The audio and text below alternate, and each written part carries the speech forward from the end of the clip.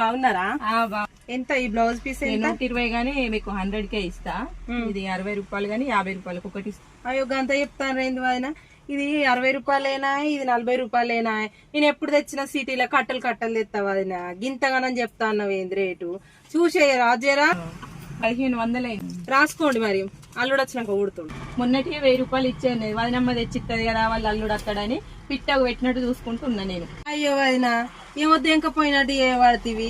ఇయ్యమా మొన్నటికి ఇవి అన్ని కొట్టిపిత్తా వదిన, మా అల్లుడు జాబ్ చేయబట్టే ఇట్లా అనబడుతుంది. పట్నం పోయి ఇన్ని కట్టలు పట్టుకొని పోయి హోల్సేల్ రేట్లకు తెచ్చినా అంటాను, దొరుకుతలేవని 1000 రూపాయలు ఇస్తా వదిన. ఎందుకు అట్లా అంటాను? మొఖం చూసుకుంటే ఇయ్యనట్టు, నీ షాప్కు రానట్టు ఎన్నడు అటే పోతావా ఏంది? పట్నం పోయి ఎప్పటికి తెస్తావు? ఏదైనా చిల్లరగా అవసరం పడితే మా షాప్ లో ఇంకేంది కట్టలు తీసుకున్నా కాదు వదిన. హోల్సేల్ రేట్ వేసినా మళ్ళీ ఇవన్నీ నెలలు గడుపుతావు. ఆ చీర మొన్న కొంచెం పోయినట్టే 1000 రూపాయల పట్టు చీర అని ఇచ్చిన, కలర్ అంతా పోయింది. ఇత్తనేమో అట్లాంటివి, ఇయ్యకుంటేనేమో ఇట్లాంటివి. అట్లా ఎంత ఇచ్చి ఏం లాభం? పట్నం పోయిన దగ్గర కలర్ వేసుకోకుండా గ్యారంటీ నేను కాదని వేరే కాడికి పోతున్నావు వదిన. ఇత్తమా ఇత్త రాసుకున్నట్టే